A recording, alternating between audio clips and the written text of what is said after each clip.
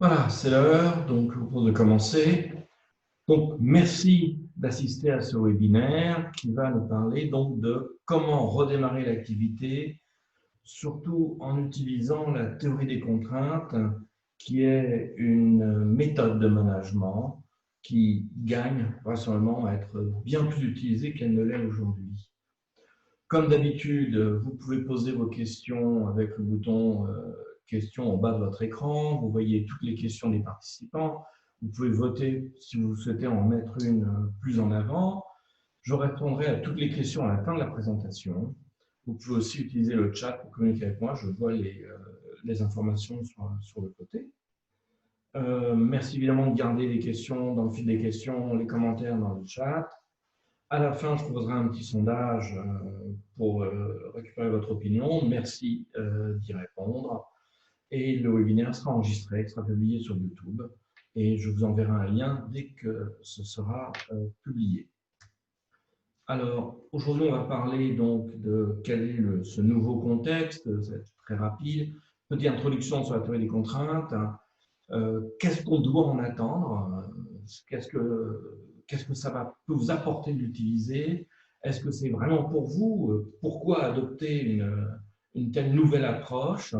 Puis trois cas bien particuliers qui correspondent à des cas que l'on rencontre maintenant et que je vais détailler sur comment les traiter et aussi dans le premier notamment, chaque fois qu'on va amener un nouvel outil, la théorie des contraintes, je vais expliquer comment il fonctionne. Alors, la situation dans laquelle on se trouve, c'est vraiment un défi complètement inédit. On n'avait jamais arrêté l'économie mondiale pendant presque 4 mois. On n'avait jamais fait ça. Donc, on a eu une baisse d'activité très rapide. Certains espéraient qu'on aurait une remontée d'activité aussi rapide, comme par exemple on avait eu dans le cas de mai 68. Ça ne semble pas être le cas. On a aussi mené une expérience, alors entre guillemets, c'est un peu une expérience forcée, de télétravail à l'échelle mondiale. Et la plupart des cols blancs se sont retrouvés en télétravail, ce qui amène un changement d'organisation, un changement de mode de travail qui peut amener aussi une contrainte sur la façon de travailler. La demande a, pour certains, diminué, souvent dramatiquement, mais pour certains autres aussi disparu. Alors disparu parce que les gens ne peuvent pas, parce que les réglementations ont changé et temporairement interdisent certaines activités, comme par exemple les voyages ou les restaurants ont été interdits pendant quelques temps. Mais pour d'autres aussi, on peut noter qu'il y a eu des changements dans les habitudes de consommation et donc simplement leur marché soit s'est déplacé, soit a disparu. Les politiques de soutien que les gouvernements sont en train de développer sur les entreprises ont complètement modifié la concurrence et en tout cas vont la modifier à nouveau parce que certaines sociétés qui étaient en mauvaise posture financièrement vont pouvoir se refaire une petite santé, mais pas toutes. Mais il y aura aussi un élément de fond qui va être la réindustrialisation de l'Europe et des États-Unis, parce que les États-Unis ne vont pas rester en arrière sur ce plan-là, qui va permettre aussi de développer de nouvelles stratégies pour un peu toutes les sociétés. Donc, voilà un peu le contexte dans lequel on se place. On vient de sortir d'un confinement, on a une activité qui a été arrêtée, on veut redémarrer. Alors, d'abord une petite introduction sur la théorie des contraintes. D'abord, le nom, théorie des contraintes. Par théorie, on entend le sens scientifique de théorie, c'est-à-dire un cadre constitué de règles, de lois, d'outils permettant de prédire l'évolution d'un système. Ce n'est pas une théorie comme la théorie du complot ou ce n'est pas une hypothèse. C'est un système de règles et de lois qui permettent d'anticiper, de prédire et de justifier l'évolution d'un système qui, dans ce cas, est un système d'affaires. La théorie des contraintes, souvent appelée TOC en anglais, est une approche pragmatique du management des affaires. Elle a été présentée en 1984 par le docteur Eli Goldratt dans un livre qui s'appelle The Goal, le but. qui est toujours l'un des livres les plus vendus dans le domaine des livres se rapportant aux affaires. Dans ce livre, Goldratt montre l'application de cette théorie des contraintes à la production, mais très vite, l'application a été étendue à tous les domaines d'activité, que ce soit commercial, services, projet, gestion de portefeuille de projet, distribution, chaîne d'approvisionnement, système de santé. Tous ceux que j'ai oubliés ont souvent été aussi couverts, comme les hôtels, l'hôtellerie, etc. Ça a été adopté à la fois par des grands groupes, mais aussi par des toutes petites entités. J'ai lu récemment un article sur une pâtisserie dans un petit village, enfin une petite ville des États-Unis, qui a appliqué et qui d'un seul coup a vu son activité décuplée et beaucoup plus facile. Et avec un grand succès. Maintenant, les grands groupes qui l'appliquent, parmi eux on peut citer Boeing, General Motors, Tata Steel, qui est le premier à avoir utilisé la vision viable, donc une vision globale de stratégie appliquée par la théorie des contraintes, mais aussi la marine américaine et l'armée de l'air américaine. Alors, les principes de base de la théorie des contraintes sont quand même relativement simples. C'est, premièrement, le but d'une compagnie est de faire du profit aujourd'hui et encore plus demain.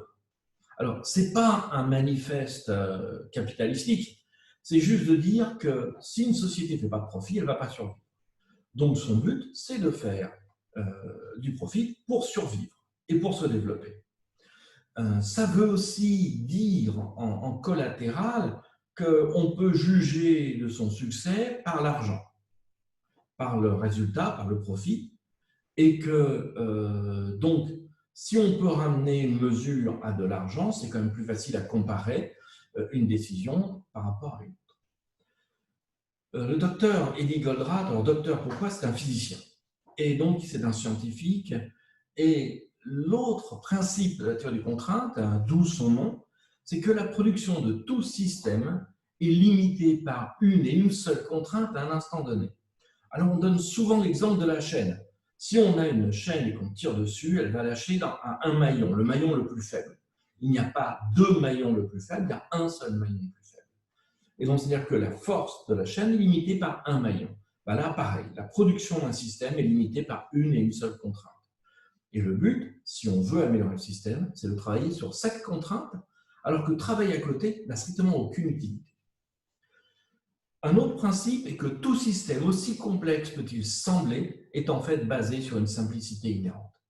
L'univers, qui est quand même le système le plus complexe qui existe, si vous voulez regarder bien, il y a en gros quelques lois qui le gèrent, l'attraction universelle, la relativité restreinte, l'électromagnétisme, peut-être un statut d'Heisenberg, mais il n'y a pas grand-chose d'autre. Donc 3, 4, 5 lois suffisent à décrire l'ensemble de l'univers. Donc en fait, tout est basé sur une certaine simplicité. Ça ne veut pas dire que c'est simple à expliquer, c'est-à-dire quand même que quelque part, on peut revenir à un jeu réduit d'indicateurs qui vont permettre de prévoir la plupart des évolutions et donc de prévoir comment ça va pouvoir bouger, comment on va pouvoir réagir. Un autre principe, c'est que la somme des optima locaux est inférieure à un optimum global. C'est-à-dire que si vous cherchez à améliorer le fonctionnement d'un département, ça ne va pas forcément avoir un impact sur le profit de votre société. Et ce n'est pas en améliorant le fonctionnement de chaque département indépendant que vous allez améliorer le profit de la société.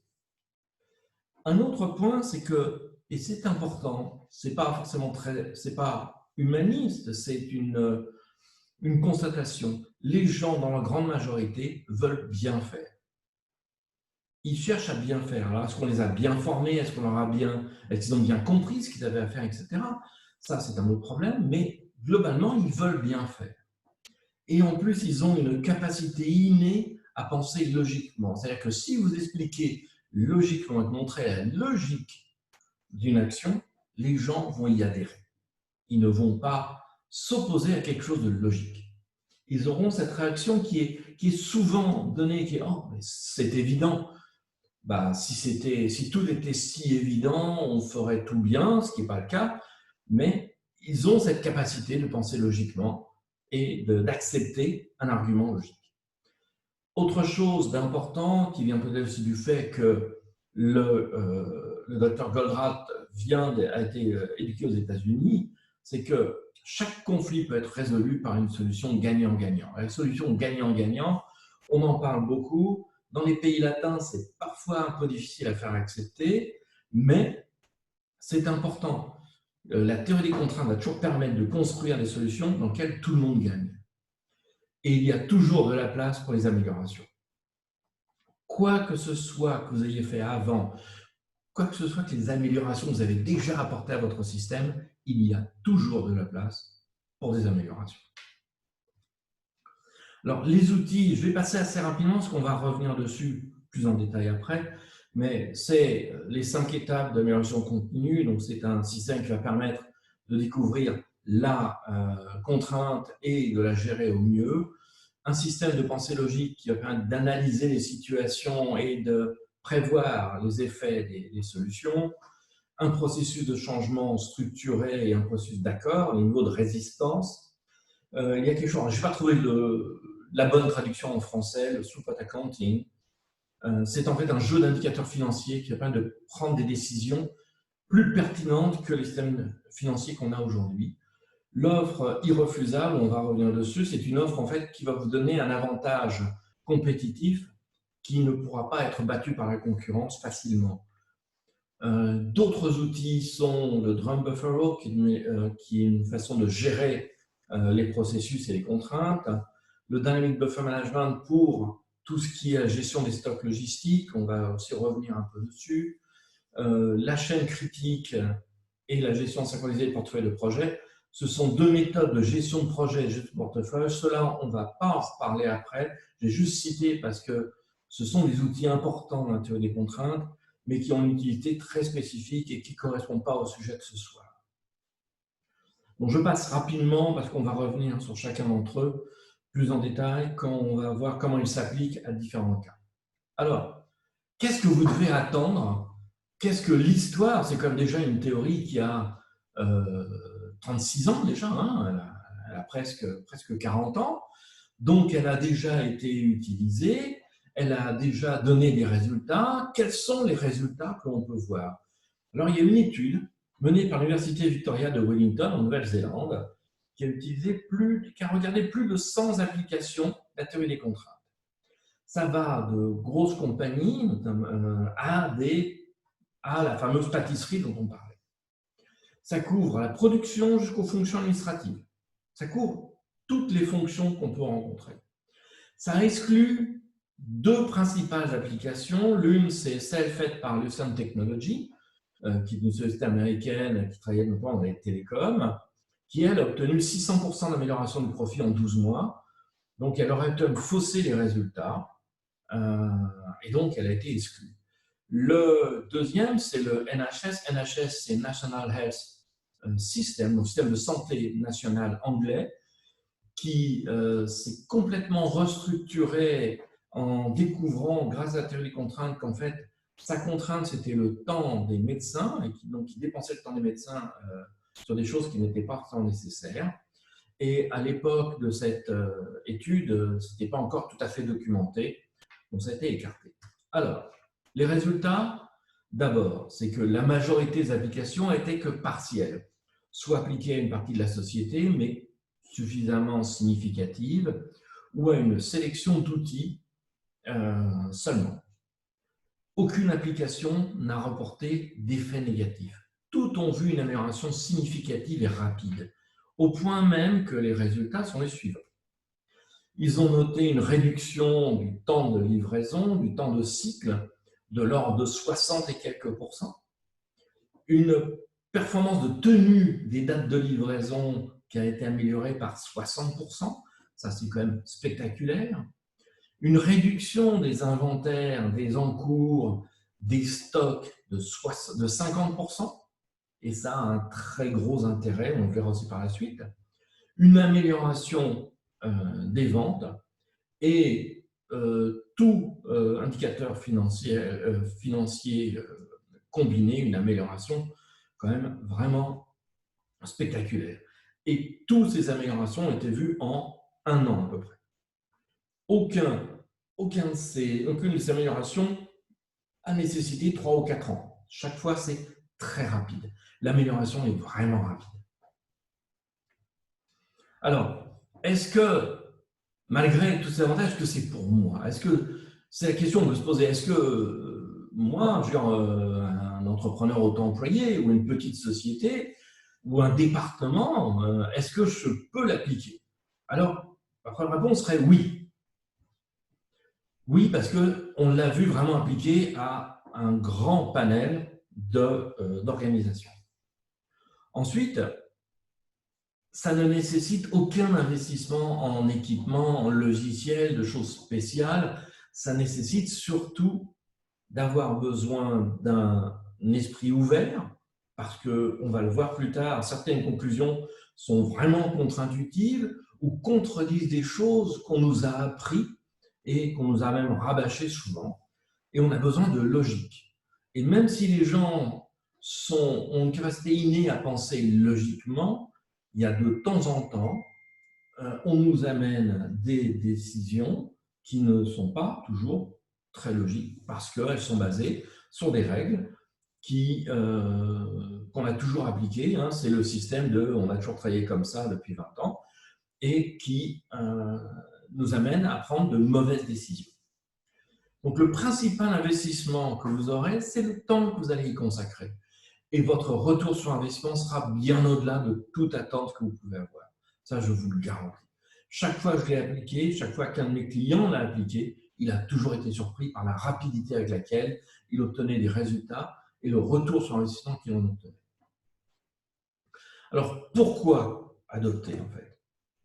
Pourquoi? Premièrement, parce que l'environnement a changé. Aujourd'hui, votre marché n'est plus le même qu'avant, votre contexte n'est plus le même qu'avant. Si vous essayez de faire simplement plus fort ce que vous faisiez avant, vous avez quand même de grandes chances de ne pas aller très loin.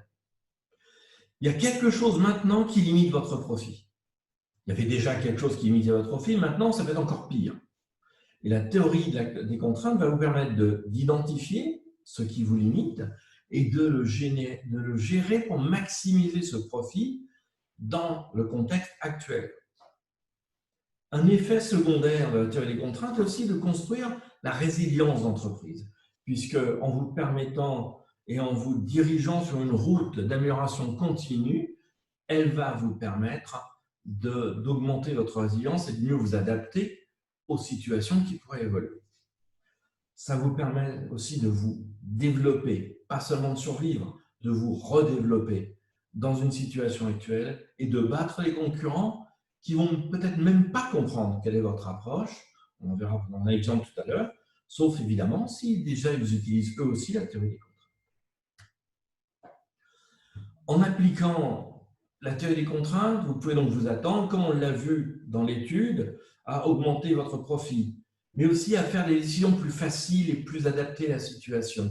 On va le voir, le slow-path accounting va vous permettre de faire des décisions qui sont plus adaptées, plus performantes et peut-être aussi plus simples. De gérer votre affaire avec moins d'indicateurs. Si on part sur de la comptabilité classique, vous avez tout un panel d'indicateurs qui vous disent souvent d'ailleurs les mêmes choses, mais qui ne sont pas toujours faciles à sélectionner, à voir lesquels sont les plus fiables. Dans la théorie des contraintes, on a très peu d'indicateurs, mais au moins ils sont fiables et ils fonctionnent bien. Le but du jeu sera l'un un peu des fils rouges, ça va être toujours de diminuer vos encours et la charge financière qui sont associées. Parce que diminuer les encours va vous permettre d'abord de ne pas avoir des problèmes de qualité qui sont cachés au milieu des encours, de ne pas augmenter la charge sur votre société, de diminuer vos frais, par exemple, vous aurez besoin de moins de place pour les stocker, et d'avoir une meilleure visibilité sur le flux de production. On va se focaliser beaucoup sur du flux, pas sur des productivités. Ça va permettre aussi d'augmenter la fiabilité et date de livraison de projets ou date de livraison de produits, et d'augmenter vos ventes, mais aussi de rentrer dans un mode qui devrait permettre de fidéliser vos clients.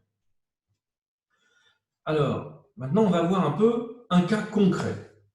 Le premier cas concret, c'est la contrainte est dans le marché. Donc, ça veut dire en fait quoi? Quels sont les symptômes? Les symptômes, c'est le marché s'est effondré pendant le confinement, la demande n'est plus qu'une fraction de ce qu'elle était. Par exemple, pensez si vous étiez une compagnie aérienne. Aujourd'hui, vous fonctionneriez à 3% de votre capacité. Votre capacité de production est bien supérieure à la demande. Vos frais sont restés les mêmes. Pour l'instant, vous n'avez pas adapté la structure. Alors, quelle est la réponse qu'on donnerait d'habitude? C'est on dirait, eh ben, adaptez votre capacité à la demande parce que maintenir une surcapacité n'est pas bon. Ça veut dire vendre des équipements, licencier une partie du personnel, le mettre en chômage technique et attendre que le marché redémarre afin de redévelopper votre société à partir de ce nouvel état dégradé que vous aurez obtenu. Ce n'est pas une perspective très réjouissante. Alors, la théorie des contraintes, elle va vous donner certains outils pour aborder les choses différemment. Alors, je vais d'abord décrire les outils, et ensuite on va voir comment tous les outils se mettent ensemble pour former une solution. Alors, le premier outil, c'est le throughput accounting, ce fameux indicateur financier que je n'ai pas réussi à bien traduire en français. Alors, il a 3 indicateurs, 3 variables et un indicateur. En fait. Le throughput, TP, c'est le taux auquel le système transforme l'inventaire en vente. C'est-à-dire, c'est la façon dont on transforme les matières premières en produits finis. C'est mesuré par quoi? C'est mesuré par les ventes moins les coûts réellement directs. Alors, les coûts réellement directs, eh ben, ce n'est pas les salaires directs. Il n'existe pas de salaire direct, sauf si vous payez les gens à la pièce, mais ce qui est comme rarement le cas depuis à peu près un siècle. Donc, c'est les ventes moins les matières, moins les sous-ensembles que vous achetez pour les intégrer directement. C'est ça qui forme le throughput, le TP. OE, Operating Expense, c'est l'argent que le système dépense pour transformer l'inventaire en vente. C'est vos salaires, vos loyers, votre électricité, votre eau, les services comptables, les services de livraison, etc. L'inventaire, ce n'est pas l'investissement, c'est l'inventaire. C'est tout l'argent que vous avez bloqué dans le système. Vous avez bloqué comment? Vous avez peut-être acheté un bâtiment, vous avez peut-être acheté des machines, vous avez acheté des ordinateurs, vous avez acheté des téléphones, vous avez acheté des logiciels, vous avez acheté des matières que vous n'avez pas encore transformées. Tout ça, c'est de l'argent que vous avez bloqué dans le système. Et on ne parle pas d'amortissement. Là, c'est l'argent, même, vous avez acheté une machine à 1 million, il y a 1 million d'inventaire. L'indicateur principal, c'est le retour sur l'inventaire. C'est-à-dire le profit net, le throughput moins les operating expenses, divisé par l'inventaire. Dans ce cas, ça veut dire qu'une bonne décision va permettre d'augmenter le TP, donc soit on réduit les matières en gardant le prix de vente identique, soit on augmente le prix de vente pour augmenter le throughput, de diminuer les frais, donc operating expense, ou de diminuer l'inventaire. On voit aussi une autre chose, c'est qu'une petite variation des dépenses va avoir une toute petite influence sur l'indicateur. Par contre, une petite variation de l'inventaire va avoir une influence bien plus grande. Or, on cherche souvent, en cas de difficulté, à se focaliser sur les coûts. Là, on va chercher à se focaliser sur l'argent qu'on a bloqué dans le système pour le limiter et les ventes pour les augmenter.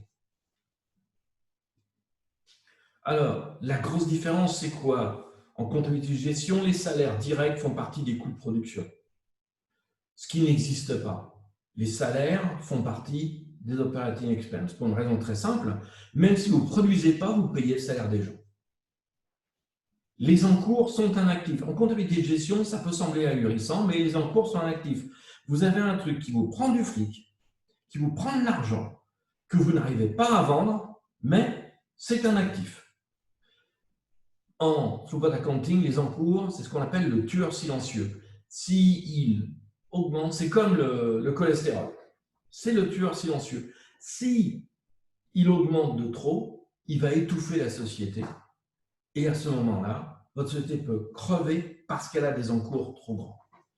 L'impact des investissements dans la quantité de gestion est minoré par le mécanisme d'amortissement. Par exemple, j'achète une machine à 1 million, ben en fait, je vais en sentir dans mon résultat que l'impact de l'amortissement, c'est-à-dire un dixième, par exemple, s'amortit sur 10 ans, ou un cinquième s'amortit sur 5 ans.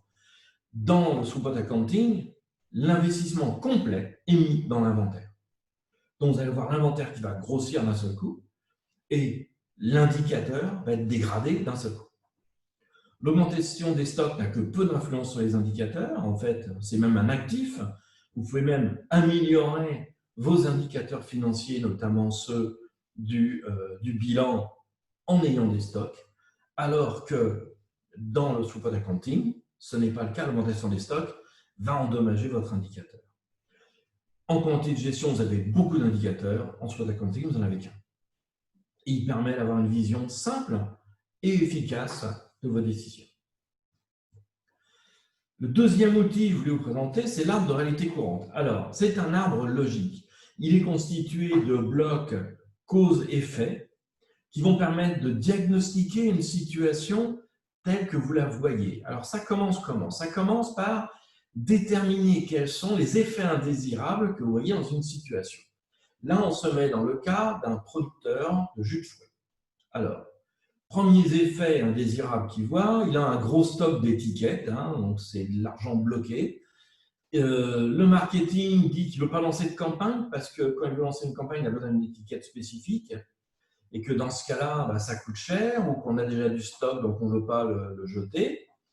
Et que malgré ce gros stock, il est quand même obligé de passer les commandes en urgence à un prix plus élevé. Alors, une fois qu'on a les trois effets indésirables, on va en relier déjà deux.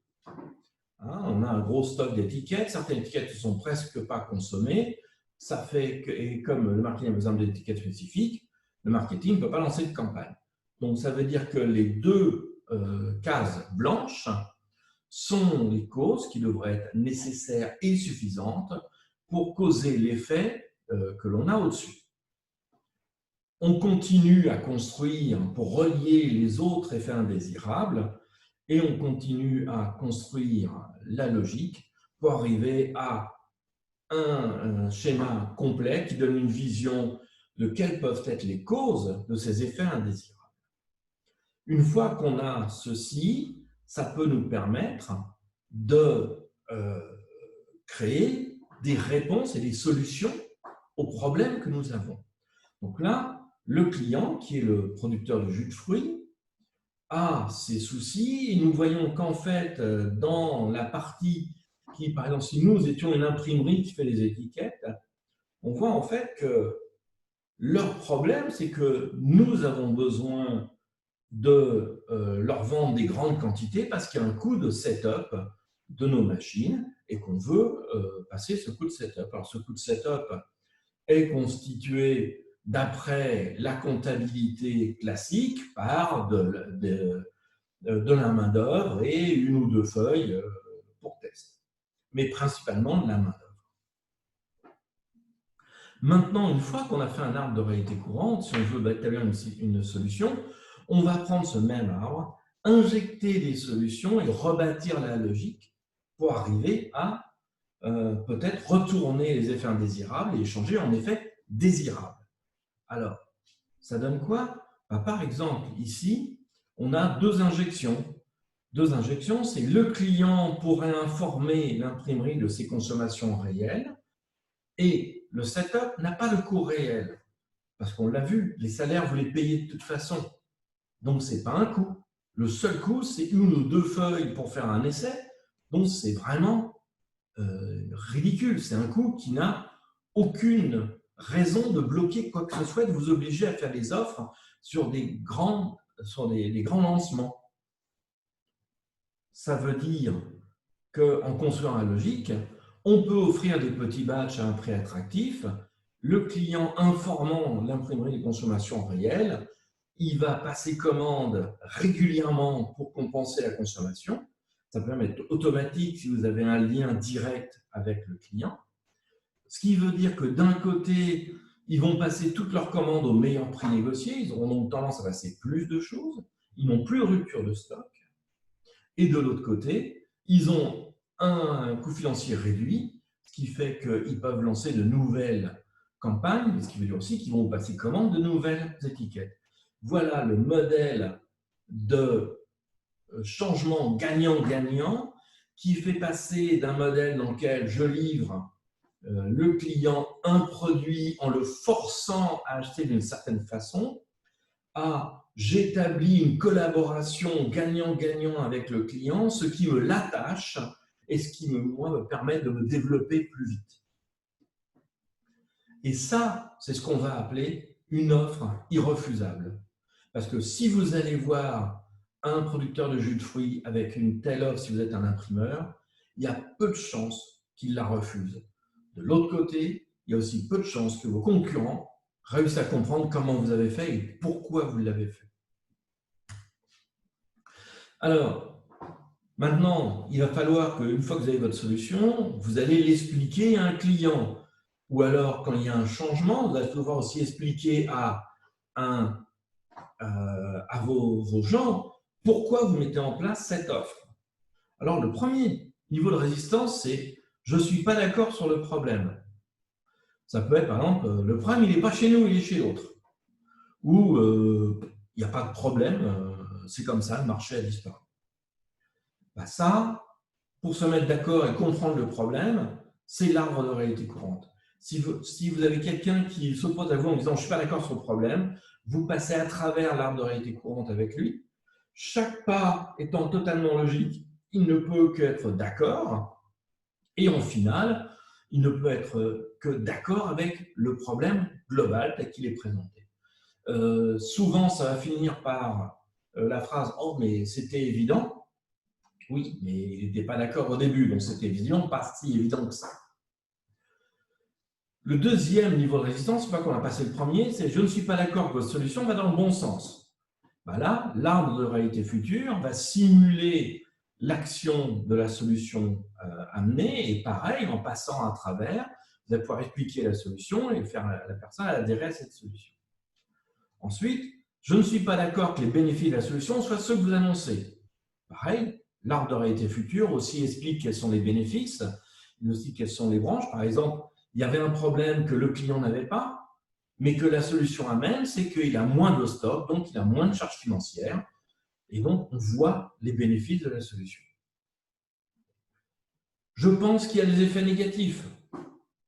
S'il y avait des effets négatifs, l'arbre de réalité future l'aurait aussi détecté et on aurait pu donc amener d'autres injections qui auraient réglé ces effets négatifs. Le dernier point, je pense qu'il y aura des obstacles pour nous empêcher de mettre en place la solution. Alors, il existe un arbre qu'on appelle un arbre des prérequis, mais c'est surtout la planification de la solution.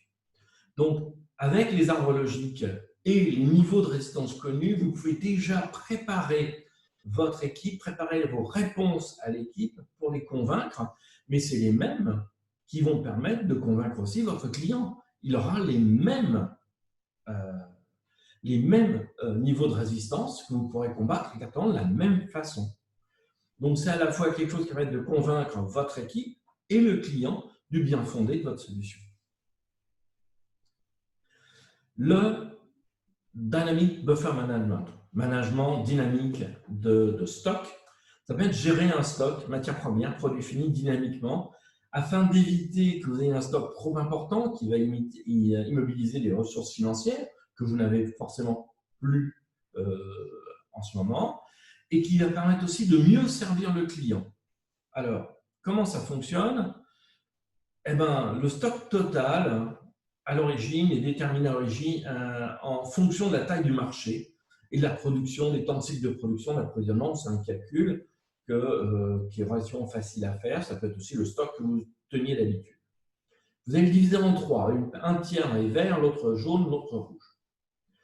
à la fin d'une période de visualisation, de revue, par exemple une semaine, un mois, si vous êtes encore en zone verte, on lance la fabrication de la consommation qu'on a constatée.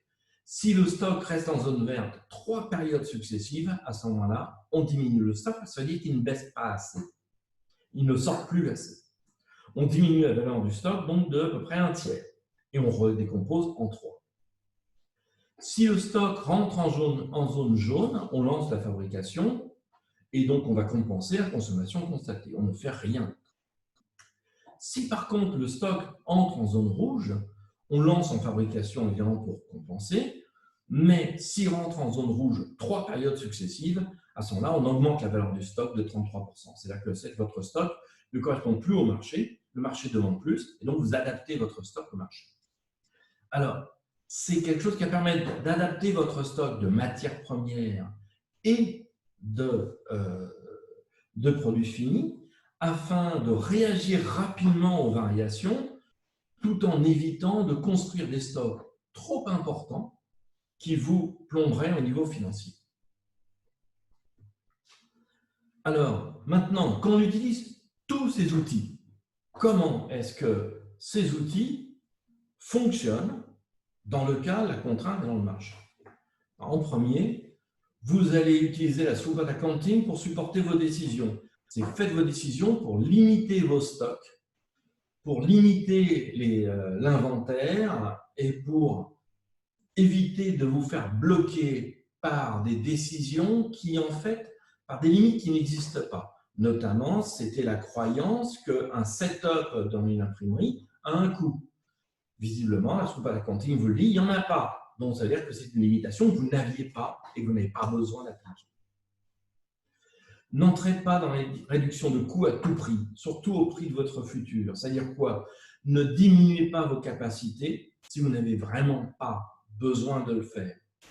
C'est vraiment quand vous commencez à réduire l'activité, vous rentrez dans un cercle vicieux qui ne peut vous amener que vous tirer que vers le bas. Utilisez le système de gestion dynamique pour adapter le stock au minimum, pour en diminuer le coût et assurer un meilleur service. Peut-être même qu'à l'origine, il faut directement diminuer votre stock et ensuite vous réaugmenterez si vous avez vraiment besoin. Utilisez un arbre de réalité courante en vous mettant du point de vue du client pour définir leurs problèmes et quels points vous allez devoir attaquer pour créer la solution. Et avec ça, utilisez un arbre de réalité future pour valider votre solution, puis packagez-la en une offre irrefusable que vous allez expliquer en utilisant les niveaux de résistance à votre client. Une fois que vous avez fait ça, vous avez quand même une chance de vous placer sur le marché en reprenant des parts de marché, puisque vous allez offrir des choses différentes qui ne sont pas classiques. Alors, ce n'est pas facile, je n'ai pas dit que c'était immédiat, je n'ai pas dit que c'était facile, ça peut paraître très complexe, un peu vaporeux, ça ne l'est pas, c'est quand même très pragmatique. On va aller vraiment sur des choses très pragmatiques. Mais il faut par contre écouter le client, parce que vous allez devoir capturer ces effets indésirables. Et le plus souvent, ils ne sont pas forcément très bien dits. Ou alors, vos vendeurs vont faire un peu l'interface et ne vont pas vous expliquer comment vos clients voient les effets indésirables. Et puis, souvent, en fait, vous êtes dans un système où ça fait 20 ans qu'on fait cette même offre, donc on ne va pas la changer, on va plutôt jouer sur le prix. Et si vous rentrez dans une guerre des prix, ce n'est pas un système win-win, c'est un système lose-lose. Tout le monde va perdre. Le deuxième cas, la contrainte est maintenant l'école blanc. Alors, ça veut dire quoi en fait? Vous aviez avant une contrainte, par exemple, une machine, et aujourd'hui, vous notez quand même d'autres symptômes. C'est vous n'arrivez pas à fournir alors que votre machine aurait les capacités de fournir. Donc, la machine qui avant vous limitait, elle ne vous limite plus. Il y a visiblement quelque chose qui vous limite, que vous avez toujours du mal à fournir. Les produits sont disponibles, par exemple, ils ne peuvent pas être livrés parce qu'il manque un document, il manque un enregistrement dans le système, ou il manque un traitement administratif. Tout ça, ça veut dire qu'en fait, votre contrainte a bougé. Alors, comment est-ce qu'on fait d'habitude?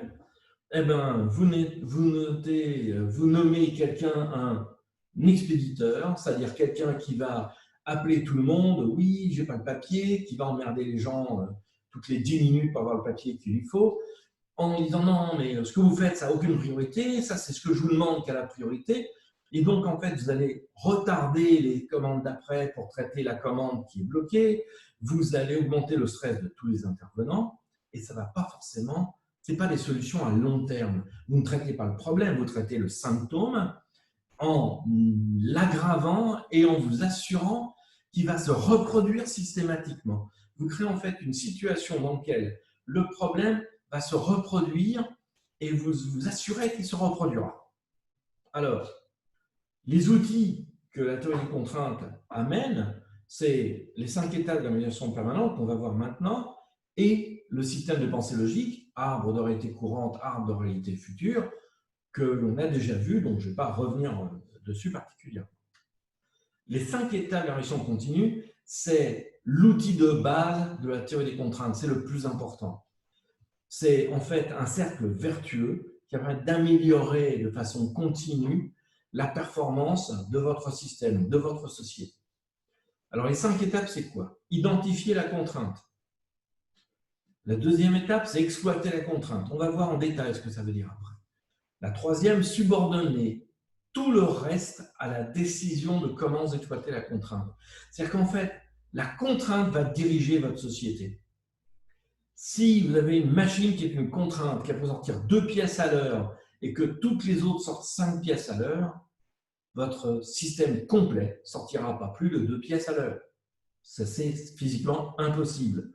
Donc, c'est votre contrainte qui établit le rythme de production et le flux de production. Une fois que vous avez tout subordonné, vous avez fait le maximum avec la situation actuelle, vous pouvez essayer d'élever la contrainte. Et on va voir comment vous faites. Ne vous arrêtez pas, par contre. Ne laissez pas l'inertie devenir la contrainte. Vérifiez que la contrainte est toujours la même, et à ce moment-là, vous recommencez un cycle. Ou si votre contrainte que vous aviez avant n'est plus une contrainte, à ce moment-là, identifiez la nouvelle contrainte et recommencez un cycle. C'est un cycle continu, d'amélioration continue, et qui va vous permettre d'améliorer pas à pas, sans avoir forcément à faire de gros investissements. Évidemment, s'il s'agit d'acheter une deuxième machine, c'est un investissement, mais vous pourrez toujours le justifier parce que le but du jeu, c'est d'améliorer les opérations avant de faire un investissement. On exploite la contrainte, on subordine tout à la contrainte avant d'élever la contrainte. Alors, comment on s'y prend? Pour identifier la contrainte, le premier élément que je conseille toujours, c'est trouver l'étape devant laquelle le travail s'empile. Ah, ça peut être quelqu'un devant qui s'empile les dossiers. Ça peut être une machine devant laquelle s'empilent les pièces. Donc là, on parlait de col blanc, donc c'est quelqu'un où les dossiers s'empilent sur son bureau et il n'arrive pas à les traiter. Mesurer les capacités des différentes ressources, différentes personnes, vérifier comment elles travaillent, ou les temps de réalisation des tâches, peut-être parce qu'il y a une tâche qui est plus longue que les autres, et donc les autres finissent plus tôt et envoient le maximum de dossiers, et ça s'empile, et plus ça s'empile, plus vous stressez votre contrainte, et plus elle aura du mal à assumer. Si vous ne trouvez pas malgré tout ça, utilisez un arbre de réalité présente pour trouver la contrainte, c'est-à-dire que vous allez voir quels sont les effets indésirables que vous détectez, comment ils vont s'enchaîner logiquement à partir d'une cause racine, cause commune, qui va être en fait votre contrainte et va vous permettre de la corriger. Alors, exploiter la contrainte, ça veut dire quoi? C'est-à-dire que si vous avez une contrainte, il ne faut pas perdre un seul instant de son travail. Parce qu'une minute perdue au niveau de la contrainte, c'est une minute perdue pour toute l'entreprise. Si vous avez quelqu'un qui limite la production de votre entreprise, s'il reste 1 heure sans travailler, c'est 1 heure pendant laquelle votre entreprise n'a rien sorti. Même si tout le reste de vos employés ont l'air hyper occupés, pendant que lui va prendre son café, votre société ne produit rien. C'est clair, c'est net, c'est précis, et c'est comme ça que ça se passe. Il faut par contre qu'il y ait toujours du travail. Si elle ne fait rien parce qu'elle n'a pas de travail, cette personne, par exemple, qui est votre contrainte, n'a aucun dossier à traiter, ça ne sert à… Vous la bloquez. Il faut qu'elle ait toujours une pile de dossiers, 2, 3, 4 dossiers devant elle pour en avoir à traiter. Elle a fini un dossier, elle le passe au suivant, elle prend le suivant sur la pile. Il ne faut pas qu'elle perde du temps, qu'elle aille chercher un dossier, qu'elle se demande s'il y en a ou s'il n'y en a pas, etc. Parce qu'en plus, vous avez un risque, c'est que si elle n'a pas de dossier devant une pile de dossiers devant elle, cette personne va se demander si elle ne va pas rester sans activité. Et sans activité, c'est toujours perçu comme un risque. Donc, elle va garder le dossier d'avant et attendre avant de le relâcher. Donc, vous allez perdre du temps aussi sur le dossier d'avant. Et donc, ce n'est pas la façon de faire. En plus, avoir 4 dossiers devant elle va mettre la pression pour qu'elle finisse rapidement ce qu'elle est en train de faire pour passer au prochain. Donc, en plus, il faut vérifier que tous les dossiers que vous lui donnez sont complets. Il ne faut pas faire travailler cette personne sur des dossiers incomplets. Donc, c'est-à-dire que vous allez devoir avoir une étape de contrôle qualité avant la contrainte pour vérifier que quoi que ce soit qu'elle prenne comme travail est prêt à être pris, qu'il est bien complet, qu'elle ne se retrouve pas face au bout de 2 heures de travail, de se dire ben, il me manque une pièce, je ne peux rien faire. Donc, elle renvoie le dossier aux gens qui lui ont envoyé, parce que tout ce temps-là sera perdu. Aussi autre chose, tout ce qui peut être traité par quelqu'un d'autre doit l'être. Alors, on peut dire, est-ce que c'est dans exploiter la contrainte? Est-ce que c'est dans élever la contrainte? Ça peut être dans les deux. Mais ça veut dire, si dans la tâche qu'elle fait, il y a une partie qui peut être faite par quelqu'un d'autre, que cette quelqu'un d'autre n'est pas une contrainte, bah que la personne d'autre le fasse. Parce que moins la contrainte aura de travail à faire, plus elle pourra traiter rapidement les dossiers, plus elle pourra les sortir. On peut par exemple utiliser un tableau Kanban qui va permettre de voir la charge de travail, de prioriser les tâches aussi, si vous avez besoin de les prioriser, et d'avoir une vision claire et visuelle de comment la contrainte est traitée. Subordonner tout à la décision précédente, ça veut dire quoi? Ça veut dire déjà que si c'est un peu l'opposé de la minute perdue à la contrainte, qui est une minute perdue pour le système complet, si vous gagnez une minute pour quelqu'un qui n'est pas une contrainte, ça n'a aucune valeur. Ça ne change rien à votre profit. Ça veut dire aussi lancer le nouveau dossier qu'au fur et à mesure que la contrainte traite les dossiers. Si quelqu'un traite les dossiers en 10 minutes et que la contrainte les traite, vient après la traite en 30 minutes, bah ça veut dire que en fait, celui devant, il ne doit rentrer de nouveau dossier que quand la contrainte sera prête, aura relâché un dossier, parce que sinon, on va simplement continuer à les empiler devant la contrainte. Le but du jeu, ce n'est pas d'avoir des projets qui s'entassent dans le pipe, c'est d'avoir les choses qui ont, dans un flux logique et cohérent, un flux fluide, qui passe du début à la fin de la production. Le but du jeu, c'est de produire, de faire sortir les produits, faire sortir les dossiers, pas de bloquer quelque part au milieu. Alors, une non-contrainte ne doit pas être utilisée en permanence. On l'a vu, si elle a plus de capacité avec la contrainte, il est normal qu'elle ait le temps d'aller prendre un café. Il est normal qu'elle ait eu le temps de libre. Si vous essayez de mesurer la productivité de chacun, c'est-à-dire combien de leur temps est occupé, et que vous essayez de les sanctionner là-dessus, vous allez en fait promouvoir des comportements qui sont à votre détriment, parce que ça va créer plus d'encours et donc créer plus de problèmes pour votre société. Élever la contrainte, peut-être c'est former d'autres personnes pour renforcer la capacité de la contrainte. Ça, c'est relativement facile à faire. Une fois qu'on a fait ça, vous avez géré une nouvelle contrainte. Si votre contrainte, c'est une machine, les mêmes choses s'appliquent. Exactement les mêmes raisonnements. Il n'y a pas de différence. Donc, ça veut dire subordonner tout à la décision précédente après avoir exploité, identifié, puis vous élevez la contrainte et vous recommencez. Et comme ça permet de gérer au mieux, d'optimiser, de maximiser votre profit en fonction de votre contrainte. Autre problème qui se pose, le marché a changé, le marché a bougé. C'était un certain mix de produits, les coûts ont changé, c'est un autre mix de produits. Maintenant, il va falloir que vous déterminiez quel mix de produits vous allez vouloir appliquer. Les clients n'achètent plus comme avant, le mix de produits doit être revu. Comment allez-vous calculer votre mix de produits? Alors, la solution habituelle, c'est celle de la comptabilité de gestion. On va déterminer quel est le produit le plus rentable, tel qu'il est déterminé par la comptabilité de gestion, et se concentrer sur celui-ci. On va produire principalement celui-ci, s'il y a de la place, les autres. Alors, les outils, la théorie des contraintes là-dessus, c'est le throughput accounting. On a déjà vu comment il fonctionnait, donc je vais vous expliquer maintenant comment ça marche pour déterminer un mix de produits. Vous allez voir, c'est spectaculaire. Alors, un petit exercice. Vous avez deux produits. Les prix de vente, 300 €, 400 €. Le prix de la matière, les deux coûtent 100 € en matière. L'un a besoin d'1 heure sur la machine A, 2 heures sur la machine B, 0,5 sur la machine C, 0,5 heures de packaging et on en demande 20 unités par semaine. Le marché, c'est 20, on ne pourrait pas en vendre plus. Pour le produit 2, il y a besoin de 4 heures sur la machine A, 1 heure et demie sur la machine C, 1 heure de packaging. La demande est aussi 20 unités par semaine.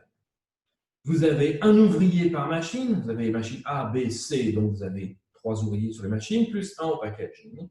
Tous les ouvriers ont le même coût horaire de 15 € de l'heure, c'est leur salaire. Salaire complet, avec charges sociales, etc. Maintenant, la question, c'est quel mix de produits est optimum pour avoir le meilleur profit par semaine? Donnez ça. Alors, si c'était une formation, on donnerait un petit bout de temps et les gens pourraient proposer des solutions. La plupart du temps, ils viennent avec 1 200 € de profit. Alors, pourquoi? Parce qu'en utilisant la comptabilité de gestion, on cherche d'abord à trouver quel produit est le plus rentable. Donc, on fait le prix de vente, moins les matières, moins les temps sur les machines multipliés par le coût de l'heure de l'ouvrier. Et on obtient quoi? Que pour le produit 1, le profit par unité est de 140 €. Pour le produit 2, le profit est de 202,5 €. Donc, on va plutôt promouvoir le produit 2. Alors, le produit 2, comme il prend 4 heures sur la machine A et qu'on n'a que 40 heures par semaine, on peut en faire 10. On le vend à 400 €, donc on a un chiffre d'affaires de 4 000 €. Le profit, quand on retire toutes les matières, les salaires des gens, on tombe à 1 200 €. Certains même indiquent moins parce qu'ils oublient une chose, c'est quand on n'a pas besoin de la machine B, on vire en plus l'opérateur de la machine B. Voilà, donc on a fait exactement ce que la comptabilité de gestion attend de nous. On a pris le produit qui a le meilleur profit, on produit même que lui, et en plus, on a réduit nos coûts en virant quelqu'un. Maintenant, on va appliquer le même raisonnement par la théorie des contraintes. Alors, qu'est-ce qu'on regarde en fait? Si on voulait produire 20 unités par semaine de produit 1 et 20 unités de produit 2, on ne pourrait pas parce que la machine A avec 20 fois produit 1, ça fait 20 heures, plus 80 heures, ça fait 100 heures. Il n'y a pas 100 heures dans une semaine, donc on ne peut pas produire la totalité. Donc la contrainte est la machine A, puisque la machine B a la capacité, la C et le packaging aussi. Alors, le throughput qu'on avait défini avant, quand j'avais expliqué qu'est-ce que le throughput accounting. Le throughput pour le produit 1, c'est prix de vente moins prix de la matière, 200 €. Pour le produit 2, 300 €. Maintenant, ce qu'on va chercher, c'est quel est le throughput par unité de temps de la contrainte, donc de la machine A. Pour le produit 1, c'est-à-dire 200 € divisé par 1 heure, c'est-à-dire 200 € par heure. Pour le produit 2, c'est 300 € divisé par 4 heures, c'est-à-dire 75 €. Donc, par minute de ma contrainte, qui me ramène le plus de profit? C'est le produit 1. Donc, je vais favoriser le produit 1. Je peux en produire 20. Par contre, je ne peux pas en vendre plus de 20 puisqu'il n'y a que 20 en demande. Je produis 20. Maintenant, j'ai utilisé ma machine à 20 heures, il me reste 20 heures à utiliser, donc je peux encore faire 5 produits 2. Ça me donne un chiffre d'affaires de 5 500 €, c'est quand même plus de 25% supérieur à la prévision de la comptabilité de gestion. Mais ça me donne aussi un profit de 3 100 €, c'est-à-dire 2 fois et demi le profit que me prévoyait la comptabilité de gestion. Et en plus, l'opérateur de la machine B, il garde son job. Donc, non seulement je ne vire pas les gens, je fais plus de profit et j'ai un plus grand chiffre d'affaires. Il n'y a eu aucun investissement, juste l'investissement du temps de réfléchir logiquement et le courage de sortir d'un mode de raisonnement que l'on a depuis plus d'un siècle et qui amène à une mauvaise décision. Alors, vous pourrez faire les calculs si vous voulez, mais je vous garantis que c'est bien ce résultat-là.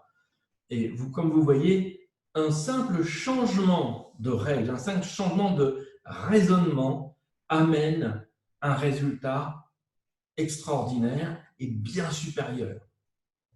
Et pourtant, la plupart des gens continuent à croire à la comptabilité de gestion. Mais la comptabilité de gestion sert à quoi? La comptabilité de gestion sert à faire du reporting. À faire du reporting, notamment fiscal, et pas à grand-chose d'autre. Le super accounting, c'est de la finance opérationnelle. C'est la finance des opérations. C'est la finance pour décider. Ce sont des indicateurs simples, clairs, qui permettent de décider. Alors, je viens de vous présenter 3 cas. Le premier cas, le marché était devenu la contrainte et on peut, à ce moment-là, réfléchir, faire une autre forme d'offre pour se redévelopper, pour aussi quitter une position un peu sclérosée et pour réinventer un marché et se relancer pour ne pas rentrer dans une spirale descendante qui serait endommageable pour nos sociétés. Dans le deuxième, on a eu un changement de la contrainte parce que le contexte a fait que le mode de fonctionnement a changé. Donc la contrainte reste à l'intérieur, c'est plus le marché, elle reste à l'intérieur, mais elle est différente. Donc comment la redétecter, comment la gérer, surtout quand il s'agit de contraintes qui sont liées à des travailleurs du savoir, donc des cols blancs, et non pas des machines. Attention, les machines, ce n'est pas les cols bleus, hein, les cols bleus opèrent les machines, mais si ce n'est pas une machine physique et que c'est quelque chose qui est lié à des cols blancs, donc à de la gestion du savoir, gestion de documents, à ce moment-là, c'est bien plus difficile parfois à gérer. Et donc, on a vu la méthode pour détecter la contrainte, l'exploiter, etc. Le troisième niveau que l'on a vu, c'est le marché est toujours là, vous avez une contrainte toujours intérieure, mais le marché a changé, vous devez réinventer un mix de produits. Comment faire un mix optimisé? Et on a vu que la comptabilité de gestion vous amenait à prendre la mauvaise décision et à vous limiter et à vous brider et donc aller dans le mauvais sens. Alors on peut se dire, face à des... c'est génial, la théorie des contraintes, hurrah, pourquoi tout le monde ne l'utilise pas? Pourquoi est-ce que c'est aussi confidentiel? Pourquoi est-ce qu'on n'en parle quasiment pas? Alors on en parle. Le livre Le But ou The Goal de Goldratt, qui date de 1984, est toujours une des plus grosses ventes sur Amazon. Et dans les 1000 premiers livres vendus par Amazon depuis maintenant 30 ans. Enfin, depuis l'existence d'Amazon, je ne sais pas si c'est depuis 30 ans. Les exemples de succès sont disponibles, sont publiés, on peut les voir sur le net. Les gens viennent présenter. La semaine prochaine, il y a un grand congrès de la théorie des contraintes. Il y a des gens comme Boeing, des gens comme Embraer, des gens comme l'armée de l'air américaine qui viennent présenter leur succès. Et donc, c'est indéniable. Il y a un succès. Et pourtant, la plupart des gens ne l'adoptent pas. Alors, déjà, souvent, le statu quo peut être perçu par les gens comme moins dangereux que le changement, parce que simplement, on est protégé par un statut. Le statu quo protège. On évite de se mettre en avant parce que quelque part, mais si on n'arrive pas à bien l'appliquer, si on se trompe, qu'est-ce qui va se passer? Est-ce que je vais me mettre en danger? Or, l'humain est quand même un animal de confort, et quand il a une place, il a sa zone de confort, il a quand même du mal à en sortir. Or, partir vers une solution qui va s'opposer à des poncifs, comme par exemple la comptabilité de gestion, c'est quand même quelque chose de pas forcément très confortable. La théorie des contraintes peut aussi paraître difficile ou compliquée. J'ai essayé de la présenter le plus simplement possible. Dire, oui, mais bon, faire un arbre de réalité présente, c'est quand même pas facile. Ok, ça peut être intimidant la première fois. Une fois qu'on en a fait un, deux, c'est quand même beaucoup plus facile et ça marche relativement bien. C'est pas très compliqué. C'est que de la logique. Il n'y a pas grand-chose à faire. Il faut parfois être guidé parce qu'on a toujours tendance à revenir sur les habitudes qu'on avait, mais quand on comprend bien, c'est pas si compliqué que ça et c'est pas si difficile. Maintenant, le problème, c'est quand on tombe sur des experts qui vont utiliser un jargon complètement abscon, qui vont vous parler de approche heuristique, de l'incertitude risquée, vous allez vous dire, il me parle de quoi? Je n'ai pas compris la moitié des mots. Et malheureusement, comme dans tous les systèmes, y compris dans la comptabilité de gestion d'ailleurs, on trouve des experts qui font tout pour qu'on ne les comprenne pas. Ils parlent un jargon qu'on ne comprend absolument pas. Or, la théorie des contraintes a été décrite dans des livres qui sont en fait des nouvelles. Ce n'est pas des livres d'affaires habituels, ça raconte des histoires qui vont illustrer le savoir qu'on cherche à faire passer. Donc, ce n'est pas fait pour être compliqué, c'est fait pour qu'on se dise « Ah, mais cette situation, ça ressemble à la mienne. Ah, mais peut-être que je pourrais essayer aussi les mêmes sortes de solutions. » Et ça a souvent un très bon succès quand on essaye. Il faut essayer.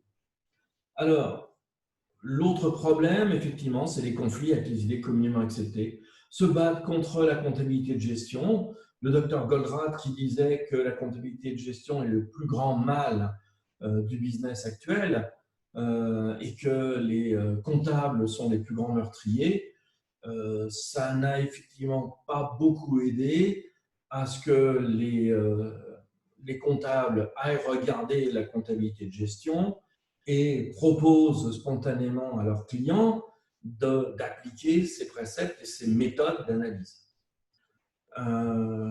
Souvent aussi, on dit on va faire un pilote. Et on fait un pilote qui est tellement limité parce qu'on a peur du changement que simplement, tous les gains, on fait un pilote sur quelque chose qui n'est peut-être pas une contrainte.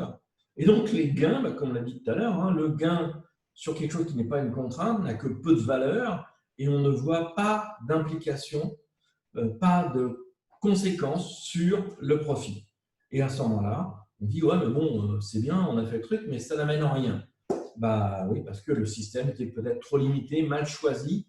Donc, il faut aussi avoir le courage d'aller sur quelque chose qui va amener quelque chose de visible sur la bottom line, sans être trop grand, on ne va pas prendre trop de risques non plus, mais normalement, il n'y a pas trop d'effets négatifs. Alors, il y a beaucoup d'outils. Par exemple, dans le premier sujet, j'ai expliqué beaucoup d'outils avant d'arriver à la solution qui les englobe, et c'est parfois un peu difficile de voir comment ils s'articulent. Je pense qu'ils s'articulent. Ce qu'on a vu le mieux qui s'articulait, c'est quand on parlait des niveaux de résistance, où on dit tel niveau de résistance, on le combat avec tel graphique, tel graphique, etc. Donc, tous ces outils s'articulent travaillent ensemble pour améliorer les situations. Et puis, la dernière chose, c'est que est-ce que les résultats ne sont pas trop bons pour être vrais? Quand vous arrivez face à un client, vous lui dites, écoutez, moi, globalement, on arrange le profit de 60%. La première pensée qui vient souvent à l'esprit des gens, c'est de dire oui, et moi, je suis le pape. Donc, c'est vrai que par moment, les résultats sont trop bons pour être vrais. Et donc, on parle plutôt de choses plus vagues, on ne donne pas les chiffres, mais les chiffres sont là. Les améliorations sont vraiment significatives. Elles ne sont pas mineures. C'est vraiment quelque chose d'énorme. Alors, je ne vais pas vous dire que passer à la théorie des contraintes et l'appliquer, ça sera facile, que ça sera un pas difficile. Non, c'est relativement compliqué, c'est un peu chaotique, mais c'est important de le faire si vous avez envie de le faire, si vous y croyez, si vous avez envie d'améliorer votre business, c'est vraiment efficace.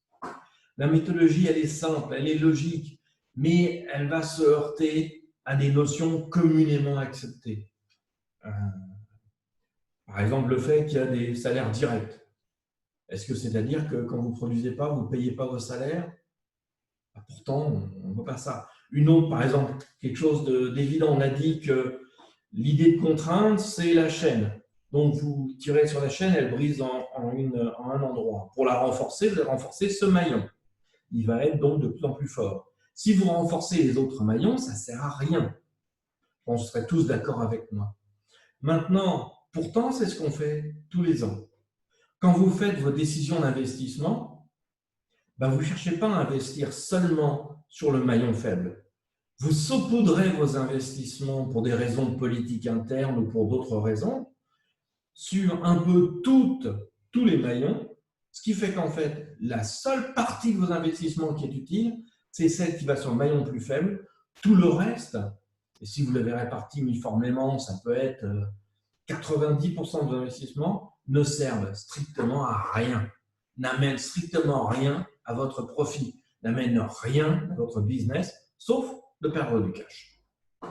Et en plus, c'est du cash qui vous aide même pas, c'est une dépense qui vous aide même pas à payer moins d'impôts, puisque ce n'est qu'à travers l'amortissement qu'elle va apparaître.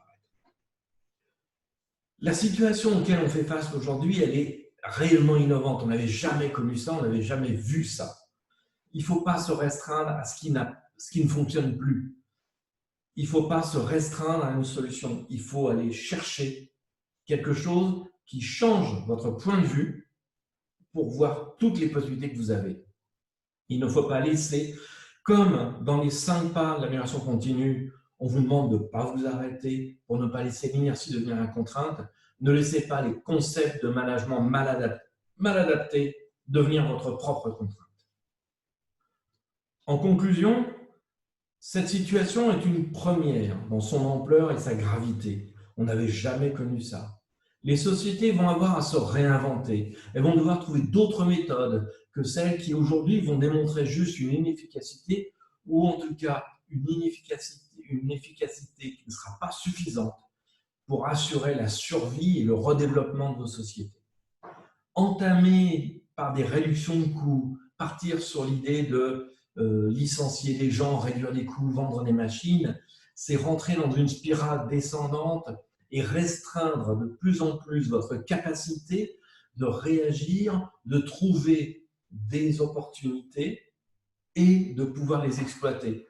Ne voyez pas vos capacités complémentaires, que ce soit humaines ou machines, comme un problème, mais comme une opportunité que vous pouvez exploiter pour trouver une nouvelle niche dans laquelle vous allez pouvoir vous engouffrer et redévelopper votre société.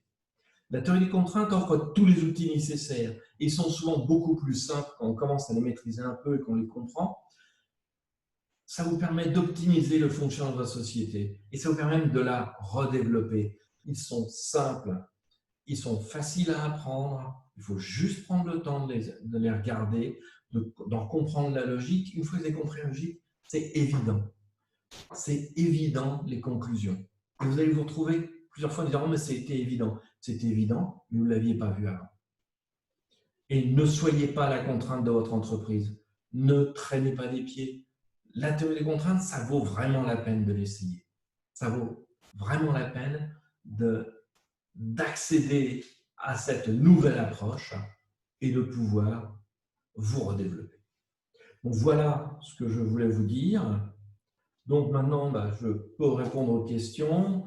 J'envoie en même temps un questionnaire, si vous voulez bien y répondre, pour avoir votre avis sur le webinaire. Donc, si vous avez des questions, c'est le bon moment où est-ce que j'ai répondu déjà à toutes vos interrogations.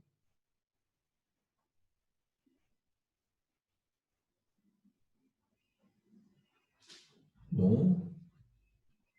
Pas de questions? Non? Bon. Eh bien,